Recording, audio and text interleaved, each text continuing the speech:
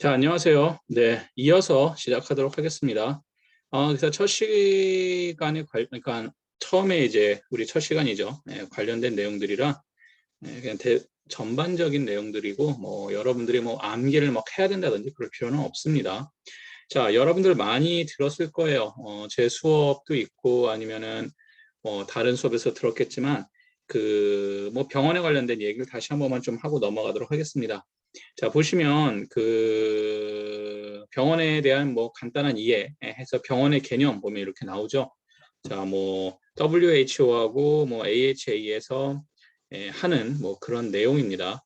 자, 그래서 이렇게 뭐라고 이야기를 하고 있냐 그러면은 삶의 의료 조직의 불가결한 역할을 수행하는 기관이다. 예. 여기서 중요한 거는 사회하고 의료 조직이라고 등장을 하죠. 네, 사회라는 것이 등장을 합니다. 자, 기관으로서 질병이 뭐예요? 치료, 예방, 진료, 의료 교육 및 의학 연구를 수행하는 기관. 자, 무슨 얘기예요? 이게 병원의 기능이죠. 예, 병원의 기능 그리고 의료에 대한 정의가 섞여서 이제 얘기를 하고 있는 내용입니다.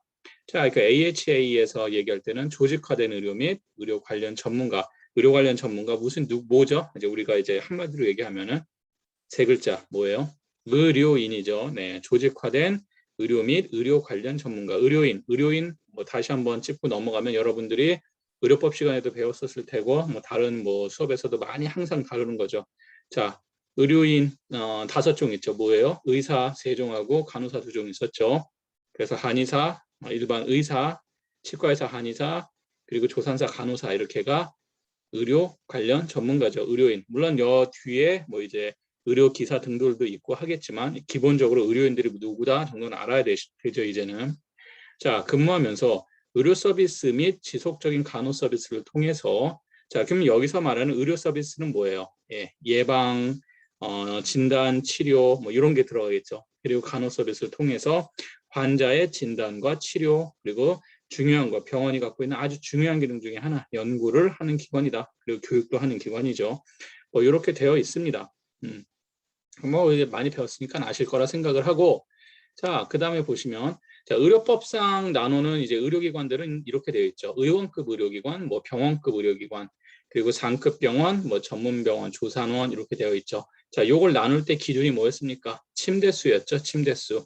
자, 그래서 의원과 병원급을 나누는 침대수의 기준, 베드수의 기준이 몇 개였었죠? 30개였죠. 30개 이상부터는 병원이라고 그랬었고 그 이하는 의원이라고 얘기했었고 그리고 병원에서도 종합병원과 병원을 나누는 기준은 100병상이었었죠. 침대 100개 이상 입원할 수 있는 침대가 100개 이상이 있더라. 그러면은 이제 병원급 의료기관이 되는 거고 그렇지 않더라. 그러면은 그냥 병원이 되는 거겠죠. 그래서 뭐 1, 2, 3차 진료 의료기관이라고도 얘기도 하고 했었어요.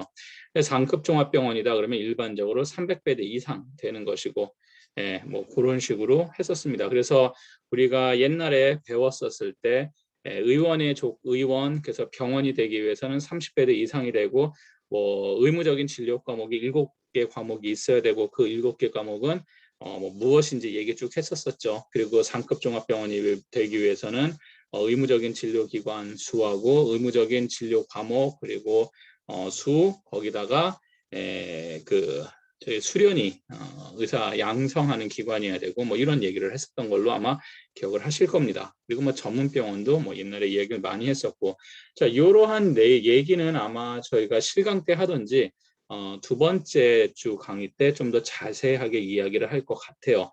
왜냐하면 이제 우리 교재 첫 파트가 뭐가 등장하냐 그러면은 제 챕터 1이 아마 여러분들 보시면 의료와 병원에서 의료 서비스와 병원의 개념이 등장하거든요. 제가 거기서 좀 더 자세히 얘기를 할 거고 요건 이제 첫 시간에 한번 훅고 지나가는 거라고 생각하시면 될 것 같습니다. 자, 그 다음에 등장하는 게 이제 뭐 상급 종합병원 지정 기준해서 뭐 필수 진료 과목 9개, 일반 병원은 7개였죠. 그리고 9개를 포함해서 뭐 20개 이상의 진료 과목이 있더라. 그랬을 때 요 9개가 뭐가 들어가느냐? 상급 종합병원에서는 그랬을 때 7개, 9개 이렇게 했었잖아요. 일반 병원은 7개였잖아. 뭐 내과가 들어갔었고 외과가 들어갔었고 임상병리과 뭐 피나 뭐 이런 거 검사하는 과죠. 그리고 마취과 들어갔었죠. 마취과 들어갔었고 산부인과 나 뭐 그리고 마취과 있었고 영상과 있었고요.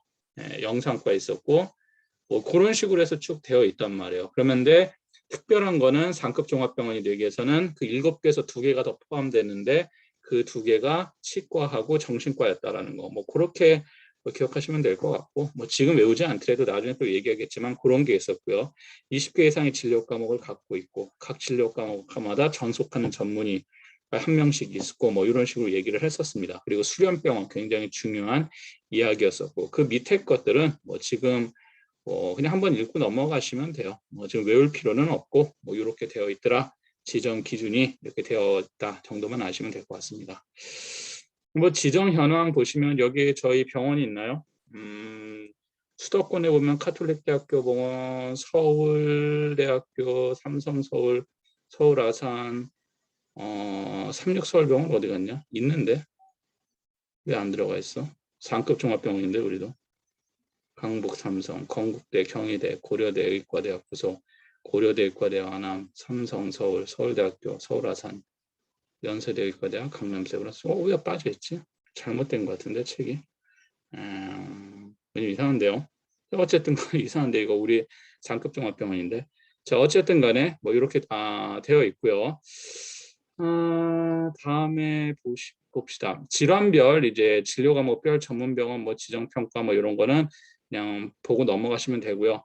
자, 이제 전문병원이라는 건 어떠한 특정 질환이라든지 특정한 진료 과목 혹은 특정한 대상들을 위해서 만든 것을 전문 병원이라고 이야기를 했었죠. 그래서 질환줄에서 굉장히 많은 게 관절, 일명 척추병원 이런 데 있잖아요. 그런 데가 많았었고요. 그리고 뇌혈관병원, 그리고 취집이나 이런 거에 관련된 대장학문병원 뭐 이렇게 할 수 있었고, 뭐 진료 과목, 뭐 산부인과, 뭐 여성, 뭐 어린이 뭐 이런 식으로 되어 있었죠. 이런 거는 보고 넘어가시면 돼요. 자, 그래서 뭐 그 다음에 이제 우리가 병원에 대한 얘기를 일반적으로 할 때, 그러면 병원은 어떠한 기능을 갖고 있냐? 이건 굉장히 중요한 얘기죠. 이거는 1학년 때 수업에서도 제가 하기도 하고 하는데, 제일 첫 번째가 가장 중요한 의료 서비스가 있죠. 그래서 의료 서비스라는 거는 보다시피 진단, 치료, 예방, 재활, 그렇죠. 이런 게 재가 진료 이런 것들이 있는 것이고, 뭐 종말 진료, 장기 진료, 요양, 납병원, 통원 수술 뭐 다양하게 있지만 어쨌든 중요한 건 진단, 치료, 예방 및 재활 이러한 것들이 들어가는 것이 의료 서비스더라라고 하고 있습니다. 근데 이 의료 서비스는 누구만 제공할 수 있다? 의료인만 제공하는 것이다. 요것만 잘 아시면 돼요. 그 다음에 병원이 의료 서비스만 제공하느냐? 그렇지 않다. 뭐도 같이 제공한다. 교육도 같이 제공을 하겠죠. 그래서 학생들에 대한 교육, 의과대 학생이죠. 그리고 간호대 학생들 이런 학생들, 그리고 전공의 수련들, 레지던트들, 의사들의 평생교육 이런 교육이 들어가고, 그리고 중요한 것 중에 하나가 세 번째가 뭐라 했죠? 연구 기능이 들어간다 그랬었죠. 그래서 임상의학 연구라든지 실험이라든지 그래서 연구 기능이 들어간다. 이 세 개가 가장 핵심적인 서비스예요. 거기다가 하나가 더 있다라면 지역사회봉사 기능이다. 그래서 지역사회 건강증진이라든지 활동을 한다. 왜? 병원은 개인적인 어떠한 떡볶이 가게나 무슨 이런 치킨 가게가 아니죠. 어떠한 그 사회의 건강을 책임지고 구성원들, 사회 조직원들의 그런 것들 건강이나 이런 거를 계속 관리하고 책임지는 사회적인 그 의무가 있는 집단이죠. 그러다 보니까 이 지역사회 봉사 기능이 굉장히 중요하다. 이 지역사회 봉사라는 거는 어려운 사람 가서 도와주고 이런 것들도 있겠지만 그런 거 이외에도 그 지역 사회가 어떠한 흡연이라든지 음주라든지 아니면 여러 가지 건강에 좋지 못한 식으로 변해가는 것을 막기 위해서 공중보건적인 의미도 있고, 뭐 이런 지역 사회 전반적인 건강을 향상시킨다든지, 아니면 한국은 덜하지만 저기 아프리카라든지 남미 국가 같은 국가들 같은 경우에 어떤 미혼모 문제라든지 이런 것들을 이제 병원에서 돈이 없어서 뭐 낙태를 한다든지 뭐 여러 가지 좋지 않은 상황이 발생하는 그런 개발도상국들도 많거든요. 자, 이런 문제를 이제 병원 쪽에서 이제 해결을 해줘야 되는 자, 이러한 기능들이 있다. 그래서 제가 이런 거는 시험에 되게 잘 내는 것 중에 하나예요. 병원의 기능은. 그런 다음에 병원의 기능에 옳지 않은 것은 항상 내는 문제 중에 하나가 1번 진단치료 예방 서비스를 제공한다. 2번 교육 서비스가 있다. 3번 연구 서비스가 있다. 4번 그 수익 창출을 최고로 여기는 기능을 지니고 있다. 답은 뭐예요? 4번이겠죠. 많이 섞어 넣는 게 수익 창출이라는 거예요. 자, 병원이라는 거는 철저하게 어떠한 뭐 돈을 벌지 않는다 이런 개념이 아니라 어떤 지역사회라든지 아니면은 공중적인 어떤 혜택, 이득을 얻기 위해서 있는 기관이지 돈을 많이 벌기 위한 일반적인 사기업하고는 좀 거리가 멀다라는 것, 그거 잘 알아두시면 되겠습니다. 경영하면서 계속 등장을 할 거예요. 경영이라는 거 우리가 그 전 PPT에서도 이야기를 했었던 것처럼 계속 등장하니까 병원 경영이라는 건 뭐 뒤에 다시 얘기하겠지만 일반적인 경영학하고는 무엇인가 좀 다른 것이 있더라라는 것을 그것 중에서 가장 핵심이 되는 개념은 경영이라는 건 제가 앞에서 얘기했듯이 어떤 한정된 자원을 어떠한 그 전략을 통해서 경쟁에서 이겨나가서 결국은 돈을 버는 게 경영학의 목표인데 병원 경영, 의료 경영 같은 경우에는 그것이 최우선 목표가 되지는 않는다는 거예요. 그렇다고 무시해야 되냐? 무시할 수도 없겠죠. 무시하면 운영을 할 수가 없으니까. 하지만 그것이 일반적인 기업하고는 분명히 차이가 있다라는 것을 염두하고 계속 따라오시면 좋을 것 같아요. 자, 그다음에 병원이라는 것은 이제 사람들이 모여 있는 조직이잖아요. 그러니까 지금 하는 내용은 우리가 1학년 때 했었던 내용, 뭐 아니면 2학년 1학기 때 했었던 내용이 다 들어가 있는 내용이라 그냥 빨리빨리 짚고 넘어가는 거예요. 뭐 새로운 게 아니기 때문에. 그래서 뭐 인간이 주된 서비스 대상이죠. 그러니까 쉽게 해서 환자가 인간이잖아요. 동물이 그냥 동물이긴 하지만 뭐 취급 대상이 인간이고 그러다 보니까 뭐가 되냐? 윤리적 이유로 의료기술의 개발과 적용에 제약으로 의료 서비스 제공에 소비자의 뭐 사회적 및 개인적 특성에 영향을 받는다. 말을 좀 복잡하게 이렇게 요약을 해놨는데 간단한 얘기는 인간을 대상으로 하는 거기 때문에 훨씬 더 윤리적이라든지 이런 데 더 까다롭게 영향을 받는다는 거예요. 쉽게 해서 의료 서비스하고 의료 서비스의 하나를 뭐 백신이라고 생각합시다. 백신하고 코카콜라처럼 콜라 만드는 거하고 분명히 다르다는 거예요. 여러분들 이번에 코로나 때문에 굉장히 골치가 아프잖아요. 백신 할 때 1상, 2상, 3상 이렇게 얘기 들어보셨죠? 개발했다고 그냥 다 백신으로 출간이 되는 게 아니죠. 아주 많은 실험을 통해서 이 약이 효과는 있지만 굉장히 어떠한 부작용이나 이런 건 없다라는 것을 과학적으로 입증을 해야 된다는 거예요. 그러니까 왜냐? 그것을 맞는 게 동물이 아니라 인간이죠. 우리 집에 있는 강아지가 맞는 게 아니라 인간이 맞는 거예요. 우리 집에 있는 어떤 나무에다가 그 약을 놓는 게 아니라는 것이죠. 자, 그러기 때문에 이 인간이 주된 서비스 대상이다 보니까 굉장히 까다롭고 다른 산업에 비해서 까다롭고 뭐 이러한 것들이 있더라라고 보시면 될 것 같고요. 그다음에 다양한 목표가 존재를 한다고 얘기를 합니다. 자, 그래서 비영리 조직이죠. 이 영리 조직, 비영리 조직 아주 중요하게 얘기했었어요. 의료에 있어서의 어떤 영리화에 대한 얘기를 할 때 영리냐 비영리냐 얘기할 때 가장 핵심 개념이 뭐라고 제가 얘기했었습니까? 제 수업에서. 영리와 비영리화의 가장 핵심 내용은 영리 법인을 만들 수 있느냐, 비영리 법인을 만들 수 있는, 영리 법인을 만들 수 있느냐, 없느냐의 차이라고 얘기를 했어요. 자, 병원이라는 것은 의원이 아닙니다. 병원은 비영리 조직, 쉽게 얘기해서 비영리 법인만 설립이 가능하다라는 거예요. 그래서 비영리 조직이고 여기서 비영리 조직은 돈을 안 번다는 뜻이 절대로 아닙니다. 그것이 아니라 법인 설립 여부예요. 자, 그 다음에 환자의 진단과 치료, 의학, 의료기술의 연구, 의료 인력의 교육과 훈련, 공중보건 기능 등이 있다. 환자를 진단하고 치료하고 의학 의료 기술을 연구하고 그러니까 앞에서 얘기했었던 병원의 기능을 얘기하고 있죠. 그래서 의료의 어떠한 특징적 기능 그리고 연구 기능 그리고 교육 기능 뭐 이런 거를 얘기하고 있고요. 다양한 직종으로 구성되어 있다. 항상 하는 얘기. 의사, 간호사, 의료인들로 구성되어 있는 의사와 간호사, 그리고 약사법에 영향을 받는 약사, 그리고 의료기사 등의 법률에 영향을 받는 의료기사와 의료기사 등이 있죠. 그래서 의료기사 플러스 보건의료 정보관리사, 옛날로 말하면 의무기록사, 그리고 안경사, 이런 의료기사 등 의료기사들이 있고요. 일반 관리직들, 여러분들이 일반 관리직이 되는 거예요. 병원 가면은. 그래서 일반적으로 전산과에서 일하든지 원무과에서 일하든지 이러한 일반 관리직들, 이분들은 의학적 지식이 많지 않은 사람들이에요. 그렇죠? 이런 사람들. 그리고 단순 노무직들, 이런 쪽은 어디냐면 뭐 주차라든지 아니면은 그 병원에서 밥이라든지 그러니까 식사라든지 청소라든지 이런 쪽 하는 분들, 아니면 어떤 수리를 한다라든지 뭐 외부에서 뭐 이런 사람들이 있고 다양한 직종이 근무를 한다라는 거예요. 교육 배경, 사회적 지위, 경제적 수준 차이가 많아 협동보다는 자기 지향적 성격이 심하다. 자, 이 얘기는 뭐냐면은 단순하게 의사들 같은 경우는 가장 많은 교육을 받은 집단이고, 그리고 단순 노무직 같은 경우는 가장 교육적인 측면에서는 가장 이제 그것이 차이가 있는 것이고, 그래서 실제로 병원이라는 조직에서는 그 일반 관리직들보다 전문직 권한이 훨씬 강하다. 쉽게 해서 의사들의 권한이 굉장히 강하다는 거예요. 의사, 그다음에 간호사, 이들의 권한이 일반적인 관리직들보다 권한이 강하다. 그러다 보니까 마찰도 많이 일어난다. 뭐 이런 얘기를 했었을 겁니다. 자, 그리고 병원 조직은 업무 간 상호 의존성이 강하다고 이야기를 해요. 그래서 환자 진료에 있어서 의사와 간호사의 협력 및 의존, 간호사와 약사, 의료기사, 행정직 간의 상호 의존성, 다들 다른 직종이에요. 그래서 너무 하는 일이 다르단 말이야. 다른데 이들이 서로 강하게 연결돼 있다라는 거예요. 서로 너무 다른데 연결돼 있다. 그게 무슨 얘기냐? 쉬운 예로 설명을 할게요. 우리 신체라고 보시면 돼요.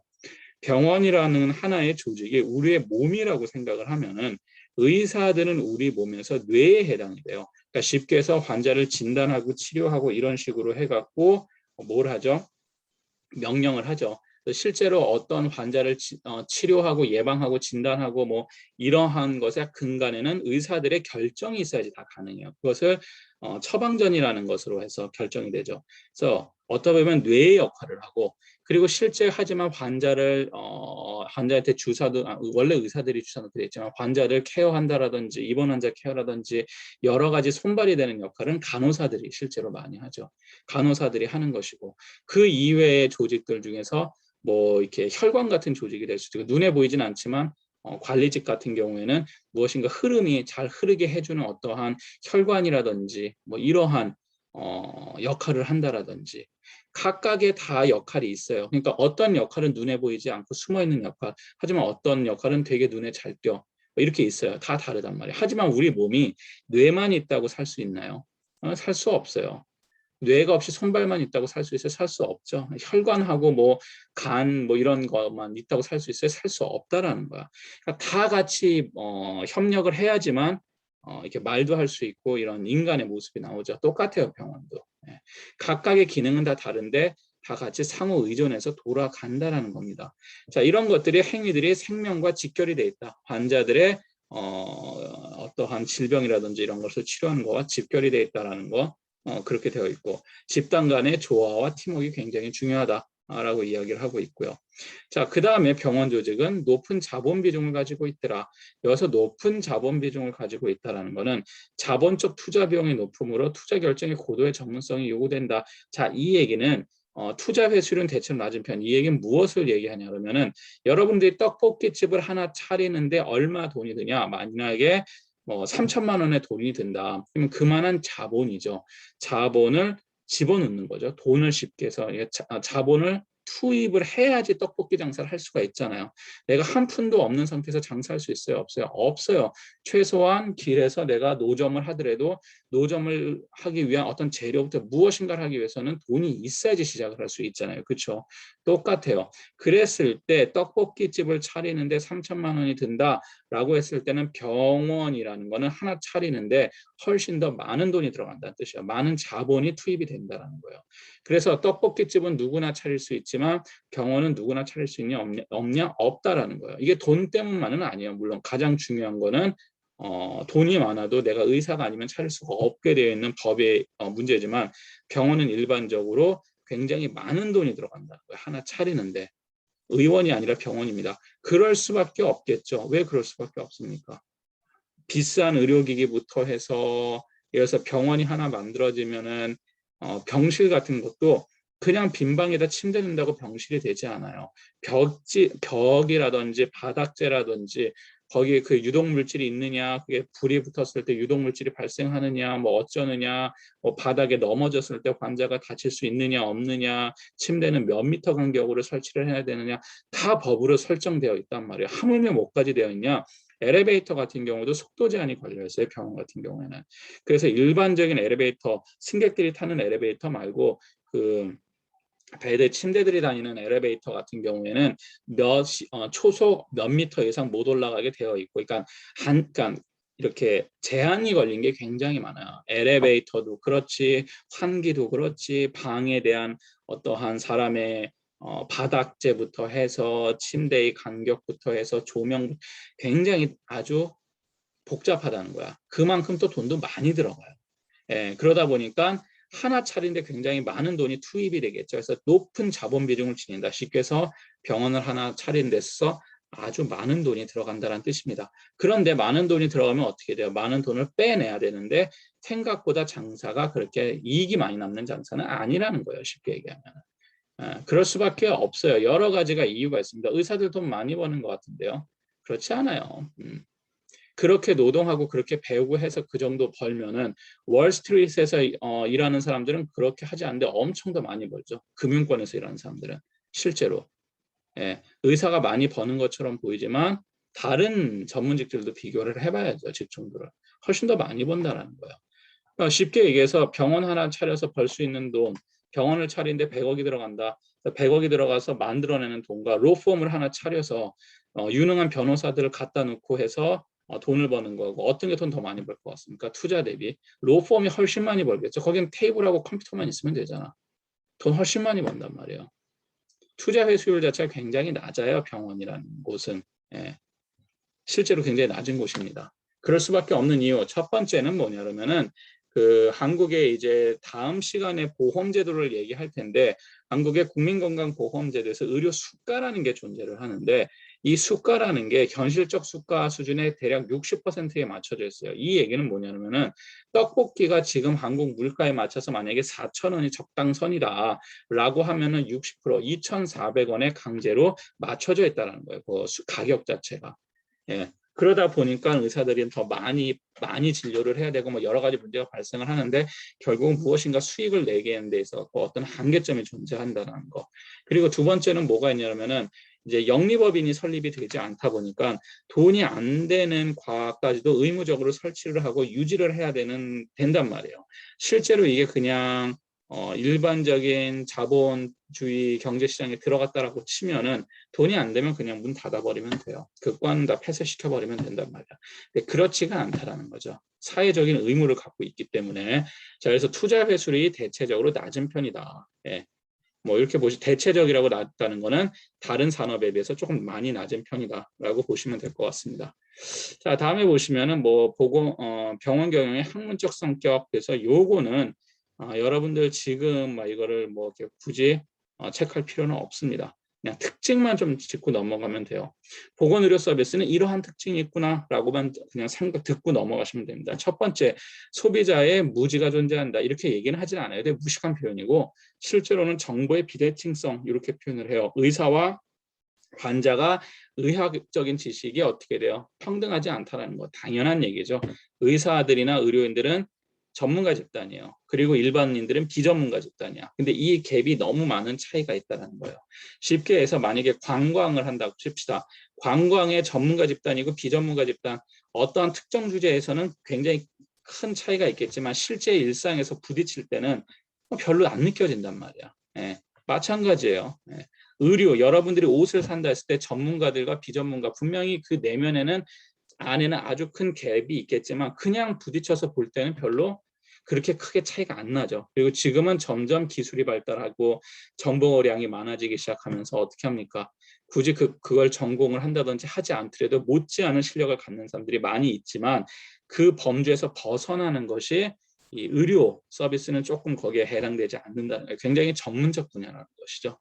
자, 그 다음에 이제 정보의 비대칭성이 존재를 하고 뭐 그 밑에 것들은 나중에 또 나오니까 그냥 넘어가셔도 되고요. 수요의 불확실성이 존재한다. 자, 그래서 언제 어떤 병이 갑자기 생길지 모른다라는 거죠. 예. 수요라는 것들을 대충은 예상을 해요. 몇 살의 남성, 어떤 직업군, 뭐 성별이라든지 직업이라든지 사는 지역이라든지 이러한 것을 이제 데모그래픽 팩터라고 그러거든요. 그냥 용어로는. 이런 데모그래픽 팩터를 가지고 예상은 대충은 해요. 예상은 대충은 하지만 그 수요를 정확하게 예측하기는 굉장히 어렵다라는 거예요. 이런 식으로 팬데믹 같은 게 있을 거라고 예상했나? 예상 못했죠. 갑자기 발생하는 게 많다라는 겁니다. 그래서 뭐 이러한 특징들 알고 계실 것이고 중요한 것 중에 하나가 치료의 불확실성이 존재한다. 치료를 하는 데 있어서 이 치료가 무조건 낫는다. 그리고 동일한 치료법이 모두에게 동일하게 영향을 미친다. 모른다는 거예요. 백신만 봐도 그렇잖아요. 누군가는 굉장히 아프고 누구는 부작용으로 죽기도 하고 아주 극소수지만 누군가는 아무렇지도 않고 동일한 백신이지만 분명히 다 다르다는 거예요. 받아들이는 사람에 따라서. 그건 뭐냐? 인간의 몸이 너무 신비하고 다양하다는 거예요. 사람들의 체질이나 어떤 특징 자체가. 그러니까 치료의 불확실성이 존재한다. 굉장히 중요한 얘기 중에 하나예요. 이걸 염두에 가야 돼요. 자, 두 번째, 뭐 우량제, 뭐 가치, 메리트 굿이라는 표현을 쓰는데 장기적 이익을 주는 재화다. 뭐 건강은 개인과 국가 전체에 뭐 혜택을 준다. 그런데 여기서 뭐 이렇게 복잡하게 할 필요 없고 사람들이 건강한 것 자체가 어떤 관점으로 보냐 그러면은 사람들이 건강해지면은 그 국가 자체가 건강해진다라는 개념이에요. 단순한 개념이에요. 그래서 만약에 아픈 사람들이 많이 살아요. 그러면 그 국가의 경쟁력은 어떻게 떨어지겠죠. 하지만 건강하고 아주 활기 넘치는 사람들이 많이 살아. 건강한 사회가 형성됐어. 그러면 사회가 건강해질 확률이 훨씬 더 높겠죠. 뭐 그런 얘기를 하고 있는 것이고요. 공급의 법적 독점이 존재한다. 자, 이 얘기는 뭐냐면은 의료 서비스는 누구만 제공할 수 있다. 의료인만 가능하다라는 거. 약은 누구만 할 수 있다. 약사만 가능하다는 거. 어떠한 면허로서 다 묶어놓고 면허제로서 컨트롤 한다라는 것. 이게 굉장히 중요한 내용이었고요. 중요한 것만 넣읍시다. 뭐 외부 효과, 뭐 그래서 그 순수하게 시장 기능에만 맡길 수 없다라고 하는데 이 얘기는 쉽게 얘기하면은 개인 어떠한 보건 의료를 뭐 초코파이를 만드는 거다. 그러면 그 초콜릿 그 빵을 만드는 거다. 그래서 그거를 누구나 기술 있으면 만들어라 하고 오픈시키는 그런 수준으로 관리할 수 있는 게 아니라는 거예요. 사회가 어떠한 공적인 힘이 투입이 될 수밖에 없다라는 것이죠. 외부 효과를 갖는다는데 이거는 뭐 지금 뭐 할 필요 없어요. 지금은 이런 뭐 예방 접종에 뭐 얘기하고 있는 거고, 뭐 공급의 비탄력성이라든지 뭐 소비적 요소와 투자적 요소가 존재한다 이런 거 그냥 넘어가셔도 될 것 같습니다. 앞에서 얘기했었던 것만 잘 기억하시면 돼요. 뭐 보건의료 시장은 제가 뭐 옛날에도 얘기했지만 고령화가 빨라지고 의료 산업이 뭐 IT 기술이 중요해지고 이런 식으로 얘기를 했었고 요것도 이제 나중에 진료비 지불제도 다 등장하니까 넘어가셔도 될 것 같고요. 학문적 성격 이런 거 다 필요 없습니다. 요것도 넘어가시면 되고 요것도 넘어가세요. 이거 좋지. 여기서 이제 하나만 짚고 넘어가면은 파란색하고 빨간색으로 되어 있죠. 그래서 의학, 의료 서비스, 의료 지원 서비스, 병원 관련 제도 이런 거는 좀 의료에 관련 거이고 경영에 관련된 특징으로 치면은 밑에 보시면 전략, 조직 인사, 회계, 마케팅, 정보 관리, 시설 제고 관리, 뭐 서비스 관리 이렇게 돼 있다. 이런 것만 그냥 보고 넘어가시면 돼요. 그러니까 이걸 외울 필요는 없는데 경영이라는 게 그냥 무엇을 하는 거냐 그러면은 경영 전략을 짜는 게 한 파트예요. 굉장히 중요한 파트 중에 하나고 인사관리, 사람 관리하는 거, 인사과에서 하는 거죠. 이거를 영어로 HRM이라고 해요. Human Resource Management라는 표현을 쓰는데 이렇게 인사 관리하는 파트가 하나가 있어요. 기본적으로. 그 다음에 중요한 것 중에 하나가 이제 회계재무관리라 그래갖고 어카운팅이라는 표현을 많이 써요. 실제 영어에서는. 그래서 이런 회계재무관리 쪽, 그러니까 회계, 돈, 이 흐름 보는 거 굉장히 중요한 파트 중에 하나죠. 그리고 또 하나 이제 핵심 개념 중에 하나가 마케팅. 이제 홍보라 그러는데 이거를 다 묶어서 마케팅이라고 해요. 마케팅 쪽인 거, 마케팅에 관련된 거 있고 그다음에 뭐 IT라든지 뭐 시설이라든지 재고 이런 제너럴 매니지먼트라는 표현을 쓰는데 이런 관리 매니지먼트 쪽인 거 뭐 서비스 매니지먼트에서 서비스 관리 뭐 이런 식으로 돼 있어요. 그래서 일반적으로 그 경영학과에서 쪼개놓은 과들은 어떻게 됐냐면 크게는 4개, 뭐 많이 쪼개면 5개로도 쪼개져 있는데 첫 번째가 뭐 제너럴 매니지먼트 그래서 일반 경영학으로 세분화돼서 들어가는 경우들이 있어요. 외국 같은 경우는 그게 보통 관리라고 써 있는 쪽을 많이 하는 쪽이에요. 두 번째가 이제 HRM 파트라 해서 휴먼 리소스 매니지먼트 인사관리 쪽 파트. 세 번째가 마케팅, 네 번째가 회계 쪽 업무. 그리고 하나 더 하면 요새는 전략 이런 쪽 스트래티지라는 표현을 쓰는데 이런 쪽으로 이제 이렇게 세분화돼서 많이 전공을 팝니다. 저는 세분화된 전공은 마케팅이었고요. 예. 자, 이런 식으로 뭐 제 친구는 뭐 회계, 또 한 명은 뭐 전략, 뭐 이런 식으로 세분화돼서 나중에는 뭐 이게 갈라지는데 지금까지 여러분들이 뭐 그런 것까지 알 필요는 없고 뭐 이런 것들이 있구나라고만 아시면 그냥 듣고 넘어가시면 될 것 같습니다. 자, 그래서 첫 시간이라 이제 여러분 얼굴을 봐야 되는데 그러진 못하고 이제 간단하게 이제 얘기를 했고 이번에 한 거는 뭐 외우거나 그러실 필요는 없어요. 그러실 필요는 없고 그냥 듣고 이해하시고 다음 시간부터는 이제 우리 교재 순서대로 앞부터 쭉 한번 설명을 해서 진행을 하도록 하겠습니다. 자, 수고하셨고 다음 거에 만나도록 하겠습니다. 예, 다음 시간에 봅시다.